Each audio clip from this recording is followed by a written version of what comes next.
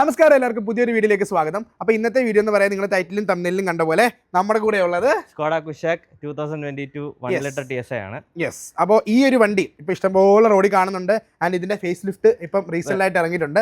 And second hand മാർക്കറ്റിൽ 2026 നമ്മളൊരു Skoda Kushaq മേടിക്കുമ്പോൾ ശ്രദ്ധിക്കേണ്ട കാര്യങ്ങൾ. ആൻഡ് ഇത്രയും നാളും 2022 എടുത്തു, 23, 24, 25, 26 4 വർഷത്തെ ഓണർഷിപ്പ് റിവ്യൂ നിലയിൽ ഒരു 10 minutes റിവ്യൂ. ഈ വണ്ടി നമുക്ക് തലവേദനയാകുമോ അത് നമ്മൾ എടുത്തു കഴിഞ്ഞാൽ കൊണ്ട് നടന്നു കഴിഞ്ഞാൽ അടിപൊളിയാകുമോ, എങ്ങനെയുണ്ട് ഈ വണ്ടിയുടെ എക്സ്പീരിയൻസ് എന്നുള്ളതാണ് ഈ ഒരു വീഡിയോയുടെ ഉദ്ദേശം എന്ന് പറയുന്നത്.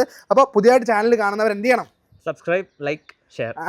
ആളെ നേരത്തെ നമ്മൾ വീഡിയോയിൽ ഓൾറെഡി കണ്ടിട്ടുണ്ട്. നമ്മുടെ സെഫയർ ഡിസൈൻസ് ആണ്, നമ്മുടെ വിഷ്ണു എന്ന് പറയും. പരിചയപ്പെടുത്തേ, ഞാൻ തന്നെ ഞാൻ സെഫയർ ഡിസൈൻസ്, വിഷ്ണു സുരേഷ് എന്നാണ് പേര്. അതല്ലേ ഞാൻ പറഞ്ഞത്? അതെ. സോ ബേസിക്കലി ഞാൻ 3D ആനിമേഷൻ VFX ആർട്ടിസ്റ്റ് ആണ്. ആൻഡ് ഞാനിതിപ്പോ ഒരു 4 years ആയി കാറ് വാങ്ങിച്ചിട്ട്. ആൻഡ്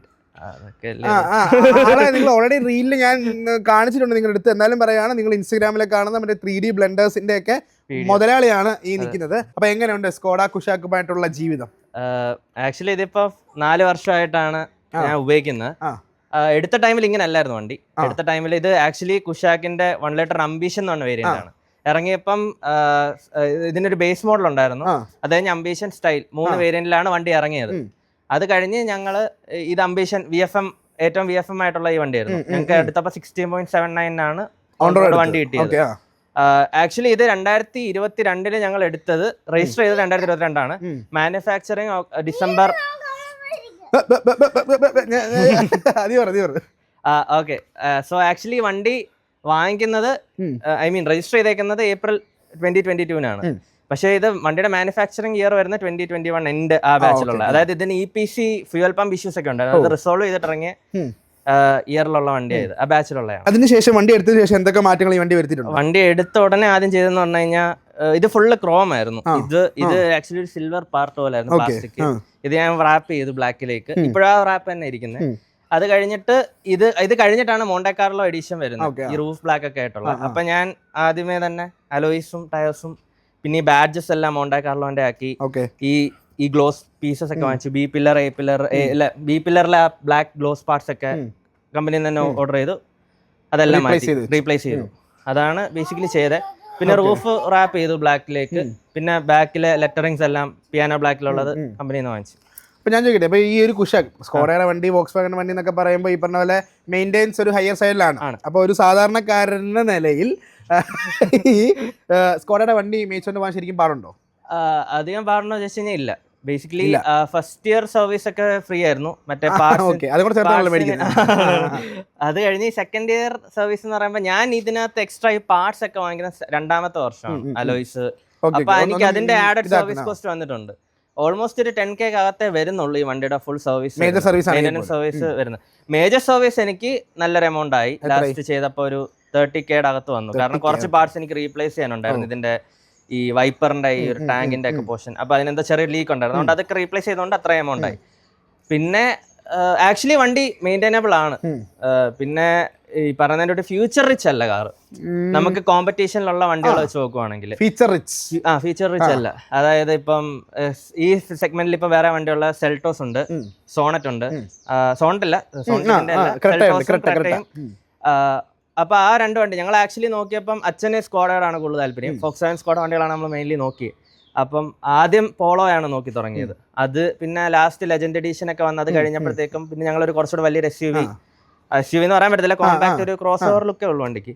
അപ്പോൾ അങ്ങനെ നോക്കിയപ്പം ഞങ്ങൾക്ക് അന്ന് ആ ഒരു സമയത്ത് തന്നെയാണ് ഈ വണ്ടി ലോഞ്ച് ചെയ്യുന്നത്, കുഷാക്കും അത് കഴിഞ്ഞ ടൈഗർ. അപ്പം കുഷാക്ക് അച്ഛൻ ആദ്യമേ കണ്ടപ്പോൾ തന്നെ നല്ല ഇഷ്ടപ്പെട്ടു. പിന്നെ എന്തായാലും കുഷാക്കിലേക്ക് തന്നെ പോകാന്ന് പറഞ്ഞു. അങ്ങനെയാണ് കുഷാക്കിലേക്ക് പോകുന്നത്. പിന്നെ ഞങ്ങള് സെൽട്ടോസും ക്രെറ്റയും ഞങ്ങളുടെ ലിസ്റ്റിലില്ലായിരുന്നു. കാരണം അപ്പന് കുറച്ച് സ്റ്റാൻഡ് ഔട്ട് ചെയ്ത് വേറൊരു വണ്ടി എന്നുള്ള രീതിയിൽ നിൽക്കണമെന്നുണ്ടായതുകൊണ്ട്. അല്ലാതെ വണ്ടി മോശമൊന്നുമില്ല. അങ്ങനെ ഞങ്ങൾ ഇതെടുത്തു. സോ ഇതിനകത്ത് കുറെ കാര്യങ്ങൾ നമ്മൾ കോംപ്രമൈസ് ചെയ്യേണ്ടതുണ്ട്. അതായത് ഫസ്റ്റ് ഓഫ് ഓൾ ഇതിന്റെ പാർക്കിംഗ് സെൻസേഴ്സ് ഫ്രണ്ടിലില്ല. പിന്നെ ക്യാമറ, റിവേഴ്സ് ക്യാമറ. ഇത് അംബിഷൻ എന്ന് പറഞ്ഞു. ഇതിന്റെ മുകളില് സ്റ്റൈൽ ഉണ്ട്, മോണ്ടെ കാർലോ ഉണ്ട്. ഇത് മോണ്ടെ കാർലോ സ്പെക് ആക്കിയത്. ഫീച്ചേഴ്സ് എല്ലാം അംബിഷൻ. ലുക്ക് അതായത് ഇപ്പൊ ഇറങ്ങുന്ന സ്പോർട്ട് ലൈൻ എന്ന് പറഞ്ഞൊരു വേരിയന്റ് ഉണ്ട് കുഷാക്കിന്റെ. അതായത് ഇപ്പൊ സ്റ്റോപ്പ് ചെയ്തല്ലോ, ആ വേരിയന്റിലുള്ള ആ സെയിം സ്പെക് ആണ് വണ്ടി. അപ്പോൾ ഈ ഇതിനകത്ത് എടുത്ത സമയത്ത് ഞങ്ങൾക്ക് ഇല്ലാതെ പോയത് സൺറൂഫ് ഇല്ലായിരുന്നു, വെന്റിലേറ്റഡ് സീറ്റ്സ് ഇല്ലായിരുന്നു. പിന്നെ ബാക്കി ഓൾമോസ്റ്റ് എല്ലാ ഫീച്ചേഴ്സ് ഈ വണ്ടിക്കകത്തുണ്ട്. പിന്നെ ബാക്കിൽ ഒരു ടെയിൽ ലൈറ്റ് ഉണ്ട് ബൂട്ടിൽ, അത് നമ്മുടെ അതിനകത്ത് കത്തത്തില്ല, അത് ജസ്റ്റ് ഡമ്മി പാർട്ട് പോലെ. ഓക്കെ, അപ്പൊ എന്റെ മെയിൻ ചോദ്യം, ഈ വീഡിയോയുടെ മെയിൻ പർപ്പസ് എന്ന് പറയുന്നത്, ഇതിപ്പോ സെക്കൻഡ് ഹാൻഡ് മാർക്കറ്റ് ഇഷ്ടം പോലെ ഉണ്ട്, എടുക്കാൻ ഇഷ്ടം പോലെ ഉണ്ട്. അപ്പൊ അത് എടുക്കുന്നവരായിരിക്കും ഈ വീഡിയോ കാണുന്നത്. അപ്പൊ ഈ പറഞ്ഞ സാധനങ്ങളെല്ലാം ഇതിനകത്തുണ്ട്. ഇത് എടുത്തു കഴിഞ്ഞാൽ സെക്കൻഡ് ഹാൻഡ് ആയിട്ട് ഒരു 4 വർഷം അല്ലെങ്കിൽ 3 വർഷം പഴക്കമുള്ള ഒരു വണ്ടി എടുത്തു കഴിഞ്ഞാൽ എന്തൊക്കെ തലവേദന ആയിരിക്കും വരാൻ സാധ്യതയുള്ളത്? തലവേദന എന്ന് പറഞ്ഞാൽ എനിക്ക് വലിയതായിട്ടുള്ള റിപ്പയറിംഗ് പരിപാടികളൊന്നും വണ്ടിക്കകത്ത് വന്നിട്ടില്ല ഇതുവരെ. ഇപ്പൊ എത്ര ഓടി? ഇപ്പൊ 55,000 ഓടി. അപ്പൊ ഞാൻ പറഞ്ഞതെന്ന് വെച്ചാൽ ലോങ് ഡ്രൈവ്സ് ഭയങ്കര റയറാ. ഹൈവേ ഡ്രൈവ്സും കയ്യിലെണ്ണാന്ന് അത്ര ഓടിയിട്ടുള്ളൂ. കൂടുതൽ സിറ്റി ഡ്രൈവ്സ് ആണ്. ആവശ്യത്തിന് മൈലേജ് കിട്ടും. പിന്നെ നമ്മുടെ ഡ്രൈവിംഗ് സ്റ്റൈൽ പോലെ ഇരിക്കും. അപ്പൊ ഞാൻ ഫാമിലി ആയിട്ട് തമിഴ്നാട് ഒരു പ്രാവശ്യം പോയി തിരിച്ചു വന്നപ്പോ എനിക്ക് ഓൾമോസ്റ്റ് 15 km/l മൈലേജ് ഉണ്ട് വണ്ടിക്ക്, ഹൈവേ പോയിട്ട് അങ്ങോട്ട്. അപ്പം തിരിച്ചു വന്നപ്പോൾ ഏകദേശം 13.4 ലിറ്റർ. ആ ട്രാഫിക്കിന്റെ ഇടയിൽ എല്ലാം കൂടെ ഒരു ആവറേജ് 13.4 ഉണ്ടായിരുന്നു. പിന്നെ ഞാൻ മെയിൻലി ഇവിടെ നടുവിൽ ഒരു 13-26 കിലോമീറ്റേഴ്സ് ഡെയിലി ഇടയ്ക്കിടയ്ക്ക് പോകേണ്ടി വരും. അപ്പൊ അങ്ങനെ വരുമ്പോഴേ എനിക്കൊരു 11-12 മൈലേജ് കിട്ടും വണ്ടിക്കകത്ത്. പിന്നെ ആവശ്യത്തിന് ചവിട്ടിപ്പറിച്ചൊക്കെ ഓടിക്കുകയാണെങ്കിൽ ഒരു 11 ആ റേഞ്ചിലൊക്കെ കിട്ടും. അങ്ങനെ 6 സ്പീഡ്. അതിന്റെ ലാഗ് ഒരു 1500 RPM താഴെ ലാഗ് ഉണ്ട് വണ്ടിക്ക്. പിന്നെ അത് കഴിഞ്ഞ് ടർബോ കിക്കിൻ ആവുന്നത് 2000-3000 ഇടയ്ക്ക് കിക്കിൻ ആവും. 3000 കഴിഞ്ഞ് 2000-4000 ഇടയ്ക്ക് നല്ല സ്ട്രോങ് ആയിട്ടുള്ളൊരു ഇതുണ്ട്, ടോർക്ക് ഉണ്ട് വണ്ടിക്ക്. പവർ ബാൻഡ് നല്ലതാണ്. അപ്പൊ ഞാൻ ചോദിക്കുന്നത്, ഇപ്പൊ ഇത് എടുത്തു കഴിഞ്ഞാൽ ഈ വണ്ടിയിൽ മാറ്റേണ്ടതായിട്ട്, അതായത് ആസ് എ യൂസർ എന്ന നിലയിൽ ഇത് എടുത്തു കഴിഞ്ഞിട്ട് മാറ്റേണ്ടതായിട്ട് വരുന്ന എന്തായിരിക്കും മേ ബി ഉള്ളത്? മാറ്റേണ്ടതായിട്ടൊന്നുമില്ല. ഇതിനാകെ മെയിൻ ആയിട്ടുള്ള പ്രോബ്ലം എന്ന് പറഞ്ഞു കഴിഞ്ഞാൽ, ഒന്ന് ഇതിന്റെ കൂളിംഗ് എന്ന് പറയുന്നത്, AC കൂളിംഗ് ഇച്ചിരി കോംപ്രമൈസ് കുറവായിരുന്നു വണ്ടി എടുത്തിട്ട്. അങ്ങനല്ല, ബേസിക്കലി ഈ വണ്ടി ആക്ച്വലി എന്താ പറയുക, AC സിസ്റ്റം നമ്മുടെ ഇന്ത്യൻ ക്ലൈമറ്റിന് പറ്റിയതായിട്ട് എനിക്ക് തോന്നിയില്ല. കാരണം പക്ഷെ ഇത് ബേസിക്കലി ഇന്ത്യൻ മാർക്കറ്റിന് വേണ്ടി അവർ ഉണ്ടാക്കിയതാണ്. പക്ഷെ അവർ മറ്റേതിന്റെ ഒരു ആ ഒരു ഇരിക്കുന്നത് ഇതിനകത്ത്. ഇപ്പൊ യൂറോപ്യൻ സ്പെക്കിലെ പോലെയാണ്, അത്ര അങ്ങോട്ട് തണുക്കത്തില്ല പെട്ടെന്ന് ക്യാബിൻ. അങ്ങനെ ഒരു ഇഷ്യൂ ഉണ്ടായിരുന്നു വണ്ടി. പിന്നെ അവർ 2-3 ക്യാമ്പയിൻ അപ്ഡേറ്റ്സിൽ അത് അവരെ റിസോൾവ് ചെയ്തു ലാസ്റ്റില്. എന്നാലും ബാക്കിയുള്ള ഇപ്പം ഞാൻ ഗോവയുടെ ഇപ്പം ഹാരിയറിനകത്തും അത്രയൊന്നും എഫക്റ്റീവ് അല്ല. പിന്നെ എന്റെ അമ്മയുടെ വണ്ടി ഐറ്റനകത്തും കയറുമ്പോ തന്നെ തണുക്കും വണ്ടി. ഇത് അങ്ങനെ ഒരു പ്രശ്നമുണ്ട് അതിനകത്ത്. പിന്നെ മെയിൻ ആയിട്ടുള്ള ഇഷ്യൂവിന്റെ ഡ്രൈവർ സൈഡിലൊരു വിൻഡോ മോട്ടർ ഉണ്ട്. അത് ഇടയ്ക്ക് അതിന് ഗ്ലിച്ച് ഉണ്ട്. പൊക്കുമ്പോ അത് ചിലപ്പോ താന്നു വരും, താക്കുമ്പോ ചിലപ്പം പുള്ളി താഴെ. അതിനൊരു ചെറിയ കംപ്ലൈന്റ് ഉണ്ട് ആ മോട്ടറിന്. അത് മാത്രമേ എനിക്ക് മെയിൻ ആയിട്ട് വന്നിട്ടുള്ളൂ. പിന്നെ ചെറിയ ഫിറ്റ് ആൻഡ് ഫിനിഷ് പ്രോബ്ലംസ് ഉണ്ട്. അതായത് അകത്ത് ചെറിയ പാനൽ ഗ്യാപ്സ് അല്ല, സൗണ്ട് വരും. അതായത് ചെറിയ സൗണ്ട് ഉണ്ട്. അത് ഈ വണ്ടിക്ക് ഉണ്ടായിരുന്നു. അത് കഴിഞ്ഞിട്ടിറങ്ങിയ വണ്ടിക്ക് അത് എനിക്ക് വന്നത് റിസോൾവ് ചെയ്തു. നമ്മുടെ അതിനകത്ത് ടേപ്പ് ഒക്കെ ചെയ്തിട്ട് അവർ ആ ക്യാമ്പയിനിൽ അത് റിസോൾവ് ചെയ്ത് തന്നായിരുന്നു. ബാക്കി എല്ലാം കൊണ്ടും വണ്ടി, പിന്നെ സ്റ്റെബിലിറ്റി, ഹാൻഡ്ലിംഗ്, പെർഫോമൻസ് എല്ലാം പക്കയാണ് വണ്ടിയുടെ. ഓവർടേക്കിങ്ങിനും ആവശ്യത്തിൽ കൂടുതൽ പവർ നമ്മുടെ ഇവിടെ ഓടിക്കാനുള്ളതുണ്ട്. പിന്നെ ബാക്കിയെല്ലാം സെറ്റാണ് വണ്ടിക്ക്, അത് ഹാപ്പിയാണ്. ബേസിക്കലി പിന്നെ മൈലേജ് മാത്രമാണ് ആൾക്കാർ പേടിക്കുന്നത്. നമ്മുടെ ഡ്രൈവിംഗ് ഹാബിറ്റ് പോലാണ് ആക്ച്വലി വണ്ടിയുടെ മൈലേജ് ഇരിക്കുന്നത്. ഇപ്പൊ എനിക്ക് 20 വരെ ഈ വണ്ടിക്ക് അത് മൈലേജ് ഇട്ടിട്ടുണ്ട്. 20 വരെ ഈ വണ്ടിക്ക് രാവിലെ ഇവിടുന്ന് എന്റെ ഫ്രണ്ടിന്റെ വീട്ടിൽ നിന്ന് ഞങ്ങൾ കൊച്ചി പോയിരുന്നു. കൊച്ചി വരെ ഞങ്ങൾക്ക് പോയപ്പോൾ 17 മൈലേജ് കിട്ടി. കാരണം ആക്ച്വലി അത് അവൻ വണ്ടി ഓടിച്ച് ശീലം ഉണ്ടായതുകൊണ്ട് അവന് ആ ഒരു പ്രോപ്പർ ഡ്രൈവിംഗ് അറിയാം വണ്ടിക്ക് അത് എങ്ങനെ അത് മൈലേജ് കിട്ടുമെന്ന്. അങ്ങനെ ഓടിച്ചപ്പോൾ അവന് ഏകദേശം 17.6 ഞങ്ങൾ അവിടെ എത്തിയപ്പോൾ അവന്റെ വീട്ടിലെത്തിയപ്പോൾ കിട്ടി. ഇവിടുന്ന് അവന്റെ വീട് വരെ പോയപ്പോൾ എനിക്ക് 20 കിട്ടി വണ്ടിക്ക്. 20 km/l ആണ് വണ്ടിക്കകത്ത് മൈലേജ് കാണിച്ചത്. അത് ഫെർദർ ടച്ച് ഒരു 5 മണി 6 മണി ആ ടൈമിലാണ് പോയത്. ഞങ്ങൾ അവിടെ ബ്രേക്കിംഗ് ഇല്ല അധികം. പക്ഷെ എന്നാലും ഒരു ആവറേജ് 13-15 ഒക്കെ കിട്ടും. പിന്നെ നമ്മൾ നല്ലവണ്ണം, അതായത് ചില കാര്യങ്ങൾ ശ്രദ്ധിക്കുന്ന ചെയ്യുന്ന ഇനീഷ്യലി ഭയങ്കര ടോർക്കാണ്, ഭയങ്കര പവർ. അപ്പൊ ആദ്യം നമ്മൾ ഭയങ്കരമായിട്ട് കാല് കൊടുത്തെടുക്കുകയാണെങ്കിൽ അതിനനുസരിച്ച് മൈലേജ് കുറയും.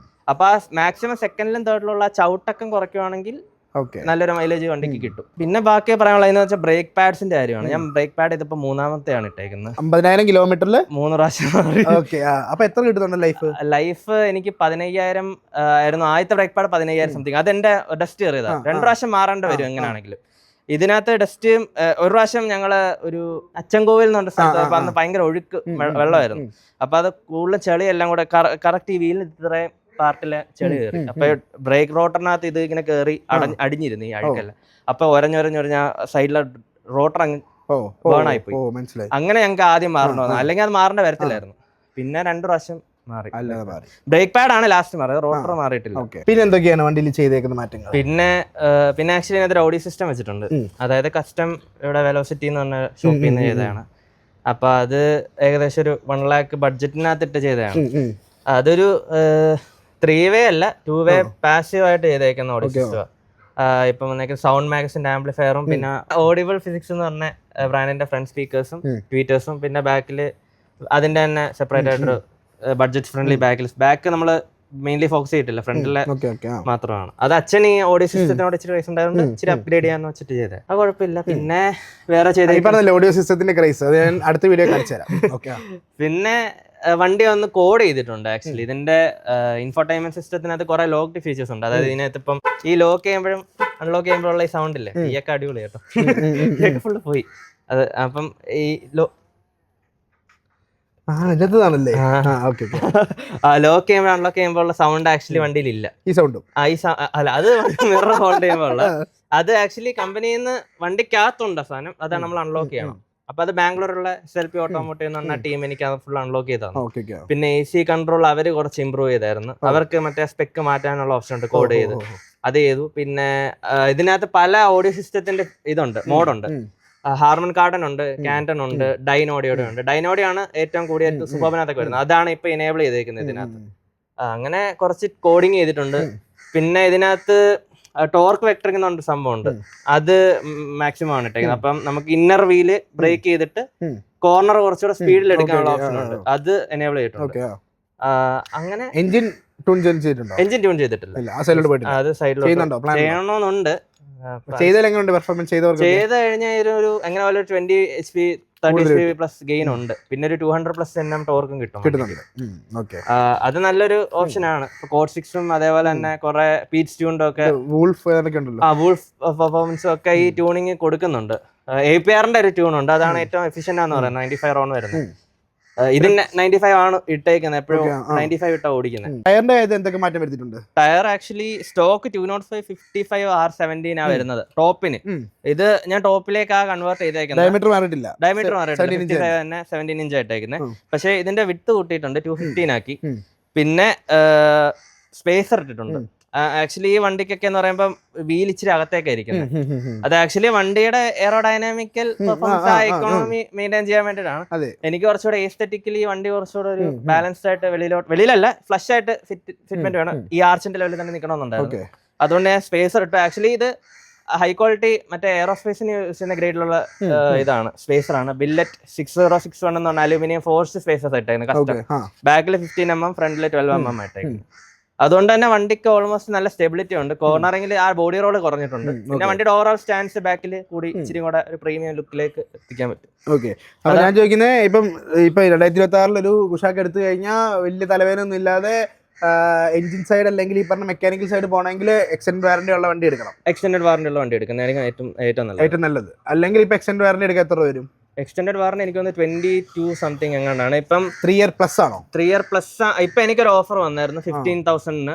അത് പക്ഷേ ഞാൻ എടുത്തില്ല ഇതുവരെ, കാരണം ഞാൻ സർവീസ് കഴിഞ്ഞിട്ട് എടുക്കാന്നുള്ള രീതിയിൽ അതിന്റെ വാറന്റി എന്റെ സ്വഭാവം നോക്കിയിട്ട് കഴിഞ്ഞിട്ട് എടുക്കാന്നുള്ള രീതിയിൽ ആക്ച്വലി ഞാൻ വണ്ടി ഫുള്ള് റീപെയിന്റ് ചെയ്ത് ഒന്ന് പണിതിറങ്ങണം. അപ്പൊ എക്സ്റ്റൻഡ് വാറന്റി എടുത്തു കഴിഞ്ഞാലും എനിക്ക് കയ്യിൽ നിന്ന് കുറെ പോണ്ട് വരും. അപ്പൊ അതുകൊണ്ട് ഞാൻ അത് എടുക്കുന്ന അത് നമ്മൾ ഡെഡിക്കേറ്റഡ് വീഡിയോ കുറച്ചുകൂടെ കഴിഞ്ഞു. എനിക്ക് ഒരു വർഷത്തിനുള്ളിൽ നടക്കുന്നില്ല, 2-3 മാസത്തിനുള്ളിൽ 2-3 മാസത്തിനുള്ളിൽ വണ്ടി ഈ കാണുന്ന കോലത്തിലെ മൊത്തത്തിൽ മാറും. അപ്പൊ അതിനൊന്നും ഓർമ്മയ്ക്ക് എടുത്ത് വെച്ച് എന്നാണ് പറയുന്നത്. ഞങ്ങൾ കഴിഞ്ഞ വർഷം വന്നപ്പോ തന്നെ പറഞ്ഞത് അല്ല, അതപ്പോ നമുക്ക് അതിന്റെ സമയമില്ല, ഓണാവുന്നേ ഉള്ളൂ. പക്ഷേ ഈ പ്രാവശ്യം കളറൊക്കെ തീരുമാനിച്ചിട്ടുണ്ട്, കോപ്പിയൊക്കെ കണ്ടിട്ടുണ്ട് എന്നാണ് പറയുന്നത്. അപ്പൊ ഈ ഒരു വീഡിയോ വെച്ച് വൈൻഡപ്പ് ചെയ്യാന്ന് വിചാരിക്കുന്നു. അപ്പോൾ കുഷാക്ക് എടുക്കുക അല്ലെങ്കിൽ സ്കോഡയിലോട്ട് സെക്കൻഡ് ഹാൻഡ് എടുക്കാന്നുള്ളവർക്ക് എന്തെങ്കിലും ടിപ്പ് കൊടുക്കുകയാണെങ്കിൽ എന്തെങ്കിലും കൊടുക്കാം? ഡെയിലി ഡ്രൈവിംഗ് നടക്കും. കംഫർട്ടാണ്. പിന്നെ ഞാൻ പറയുകയാണെങ്കിൽ കുഷാക്ക് എടുക്കുന്നവർ കൂടുതൽ ആൾക്കാരും കുറച്ചുകൂടെ ഡ്രൈവിംഗ് ഇഷ്ടപ്പെടുന്നവരാണ്. എനിക്ക് റോഡിൽ അത്യാവശ്യം പൊളിച്ചോടിക്കണം, നല്ലോണം ഓവർടേക്ക് ചെയ്യണം, നല്ല സ്റ്റെബിലിറ്റി വേണം. ഒരു മെച്ചുവേർഡ് വണ്ടി എന്ന് പറയാം. പോളോടെ ഒരു എന്താ പറയുക, ഒരു കാറ്റ് അടിച്ച് കയറ്റി. സത്യം പറയുകയാണെങ്കിൽ ഇത് സൈസ് വെച്ച് നോക്കുകയാണെങ്കിൽ മറ്റേനൊക്കെ വെച്ച് കമ്പാരിറ്റീവ്ലി കുറവാണ് വണ്ടി. റോഡ് പ്രസൻസ് എന്ന് പറയുന്ന സംഭവം ലുക്ക് ഡിസൈൻ വൈസ് ഉണ്ട്, പക്ഷെ വണ്ടി പ്രസൻസ് വെച്ച് കുറവാണ്. പക്ഷെ വണ്ടി ആക്ച്വലി നല്ലൊരു വണ്ടിയാണ്. എനിക്ക് ഇപ്പോഴും ഞാൻ പറയുകയാണെങ്കിൽ കുറെ എൻ്റെ അടുത്ത് വന്ന് ഇപ്പോഴും ആൾക്കാർ വേറെ സെൽട്ടോസ് എടുക്കണമെന്ന് ചോദിച്ചു കഴിഞ്ഞാൽ ഇതേ പറയത്തുള്ളൂ. കാരണം ഞാൻ ഇതുമായിട്ട് യൂസ് ആണ്. പിന്നെ അധികം ഫ്യൂച്ചേഴ്സ് ഇല്ലാത്തതുകൊണ്ട് തന്നെ നമുക്ക് അധികം അകത്തേക്ക് വേറെ പണിയൊന്നുമില്ല. വണ്ടി കയറാൻ ഓടിക്കുക, തിരിച്ചുകൊണ്ടിടുക, അത്രേ ഉള്ളൂ. ഡീസെന്റ്